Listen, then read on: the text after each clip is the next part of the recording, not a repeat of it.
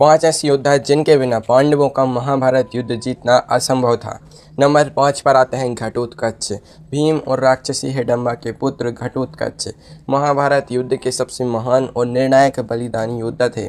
जब कुरुक्षेत्र की पवित्र भूमि पर कौरव सेना पांडव पक्ष पर भारी पड़ रही थी, तब घटोत्कच ने अपनी अलौकिक और मायावी शक्तियों से युद्ध की पूरी दिशा ही बदल दी।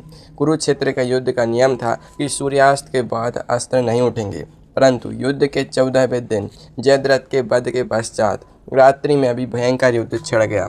रात्रि के अंधकार में राक्षसी शक्तियों का बल अपरंपार हो जाता है। घटोत्कच ने इसी समय कौरव सेना पर अपना सबसे विध्वंसक और भयानक आक्रमण प्रारंभ किया।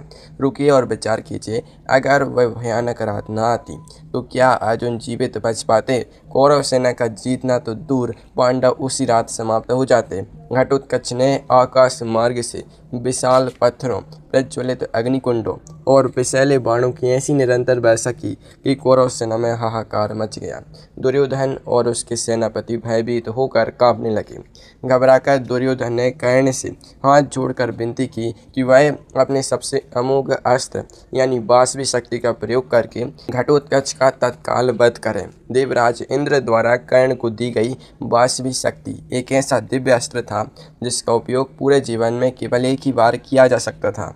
कर्ण ने ऐसे केवल और केवल अर्जुन का वध करने के लिए संजो कर रखा था, परंतु घटोत्कच के तांडव ने कर्ण को विवश कर दिया और उसने वह अमोघ अस्त्र घटोत्कच पर चला दिया। जब वह दिव्यास्त्र घटोत्कच के वक्ष स्थल में लगा तो घटोत्कच ने अपने विशालकाय शरीर को कौरव सेना के ऊपर गिरा दिया, जिससे कौरवों की एक अक्षौहिणी सेना कुचलकर नष्ट हो गई। घटोत्कच ने स्वयं के प्राणों की आहुति देकर अर्जुन के जीवन की रक्षा की और पांडवों की विजय का मार्ग निष्कंटक कर दिया। नंबर 4 पर आते हैं धृष्टद्युम्न। पांचाल नरेश द्रुपद के पुत्र और देवी द्रौपदी के भ्राता धृष्टद्युम्न पांडव सेना के प्रधान सेनापति थे, परंतु उनका जन्म केवल सेना का नेतृत्व करने के लिए नहीं, बल्कि पांडवों के सिर पर मंडरा रही सबसे बड़ी काल को समाप्त करने के उद्देश्य से हुआ था। कुरुक्षेत्र युद्ध में गुरु द्रोणाचार्य कौरव सेना के सबसे अजेय और भयंकर योद्धा थे। पितामह भीष्म के बाद द्रोणाचार्य ने कौरव सेना की कमान संभाली।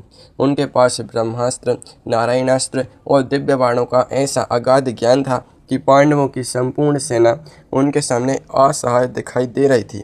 क्या आप सोच सकते हैं कि जिस गुरु को समस्त दिव्यास्त्रों का ज्ञान हो और जिसे युद्ध में पराजित करना देवताओं के लिए भी असंभव हो, उसे पांडव कैसे हराते? पांडव सेना में ऐसा कोई योद्धा न था जो द्रोणाचार्य का वध करने की क्षमता रखता हो। इसी संकट के निवारण हेतु महाराज द्रुपद ने एक महान पुत्र का मेष्टि यज्ञ किया था, जिसके प्रज्वलित अग्नि से धृष्टद्युम्न का जन्म हाथ में खड्ग और दिव्य कवच धारण किए हुआ था। युद्ध के 15वें दिन जब द्रोणाचार्य अपने प्रिय पुत्र अश्वत्थामा के मारे जाने की सूचना सुनकर शोक में डूब गए और उन्होंने अपने अस्त्र त्याग कर समाधि ले ली, तब धृष्टद्युम्न ने तनक भी विलंब किए बिना द्रोणाचार्य का मस्तक धड़ से अलग कर दिया। यदि धृष्टद्युम्न का जन्म न हुआ होता तो द्रोणाचार्य का अंत कभी संभव न होता और पांडव सेना का पूर्ण विनाश निश्चित था। नंबर 3 पर आते हैं भीम। पवन देव के वरदान से उत्पन्न भीमसेन पांडव सेना के सबसे बलशाली, प्रचंड और निर्भीक योद्धा थे। 10,000 हाथियों का अपार बल रखने वाले भीम कौरवों के लिए साक्षात यमराज के समान थे। कुरुक्षेत्र युद्ध आरंभ होने से बहुत पहले ही भीम ने पांडवों की जीत की मजबूत नींव रख दी थी। मगध के अत्याचारी राजा जरासंध का वध भीम ने ही मल्ल युद्ध में किया था। यदि जरासंध जीवित रहता तो वह युद्ध में कौरवों का साथ देता और पांडवों के लिए अत्यधिक विकट परिस्थिति उत्पन्न कर देता। इसी प्रकार अज्ञातवास के समय भीम ने दुष्ट कीचक का वध करके पांडवों के गुप्त निवास की रक्षा की थी। क्या आप इस अद्भुत सत्य को जानते हैं कि महाभारत के युद्ध में दुर्योधन और दुशासन सहित सभी 100 कौरव भाइयों का वध अकेले भीम ने ही किया था? कौरवों द्वारा भरी राजसभा में देवी द्रौपदी का जो घोर अपमान किया गया था, उसकी ज्वाला भीम के हृदय में निरंतर जल रही थी। युद्ध के 16वें दिन भीम ने दुशासन की छाती का रक्त पीकर द्रौपदी के अपमान का प्रतिशोध लिया और युद्ध के अंतिम दिन भीम ने अपनी प्रचंड गदा के प्रहार से दुर्योधन की जांघों को तोड़कर कौरवों के अधर्म के साम्राज्य को सदा सदा के लिए मिटा दिया। भीम का अतुलनीय पराक्रम पांडवों की विजय का सबसे अटूट स्तंभ था। नंबर 2 पर आते हैं अर्जुन। देवराज इंद्र के पुत्र और महर्षि नर के अंश गांडीवधारी अर्जुन पांडव सेना के मुख्य स्तंभ और सबसे श्रेष्ठ धनुर्धर थे।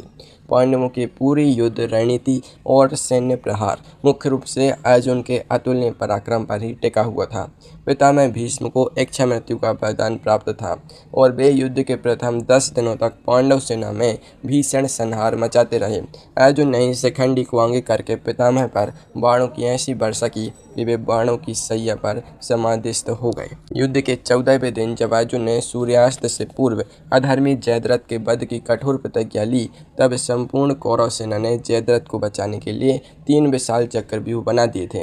अर्जुन ने अपनी अद्भुत धनुर्विद्या से चक्रव्यूह को छिन्न भिन्न कर दिया और जयद्रथ का मस्तक काटकर अपने वीर पुत्र अभिमन्यु के वध का प्रतिशोध लिया।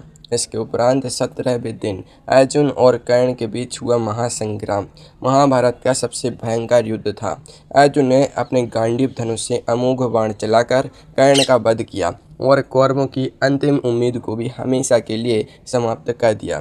अर्जुन के शौर्य और गांडीव धनुष के बिना पांडव यह युद्ध कभी नहीं जीत सकते थे। नंबर 1 पर आते हैं भगवान श्री कृष्ण। द्वारकाधीश भगवान श्री कृष्ण पांडवों के रक्षक, परम मार्गदर्शक और संपूर्ण महाभारत युद्ध के वास्तविक सूत्रधार थे।